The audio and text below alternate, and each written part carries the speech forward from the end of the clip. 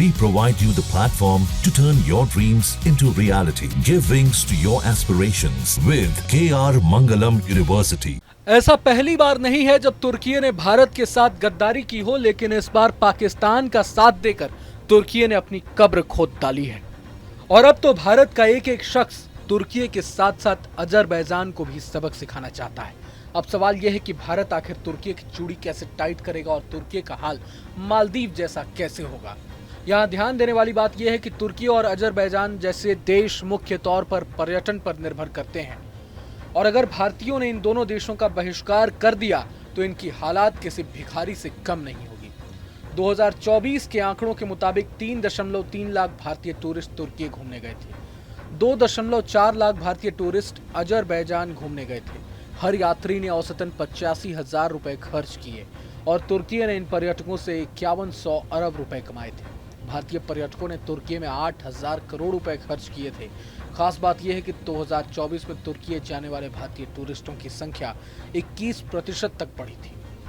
आंकड़ों के मुताबिक तुर्की का कुल पर्यटन राजस्व 61.1 बिलियन डॉलर था और एक भारतीय पर्यटक का औसत खर्च $972 था। इस तरह भारतीय पर्यटकों का कुल अनुमानित खर्च लगभग 291.6 मिलियन डॉलर है। यदि भारतीय पर्यटक तुर्की की यात्रा का बहिष्कार करते हैं तो तुर्की को इस खर्च के रूप में लगभग 291.6 मिलियन डॉलर का नुकसान होगा। अजरबैजान में भी भारतीय पर्यटकों की संख्या महत्वपूर्ण है। 2024 में यहाँ कुल विदेशी आगमन लगभग 2.6 मिलियन था, जिसमें से लगभग 2.5 लाख भारतीय पर्यटक थे।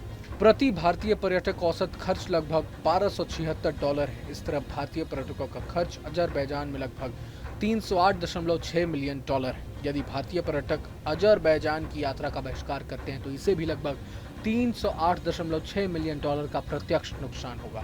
भारतीय पर्यटक अजरबैजान में विशेष रूप से अवकाश, मनोरंजन, विवाह और साहसिक गतिविधियों के लिए जाते हैं। इस बहिष्कार के कारण इन क्षेत्रों में भी आर्थिक मंदी आ सकती है, जिससे अजरबैजान को और अधिक नुकसान हो सकता है।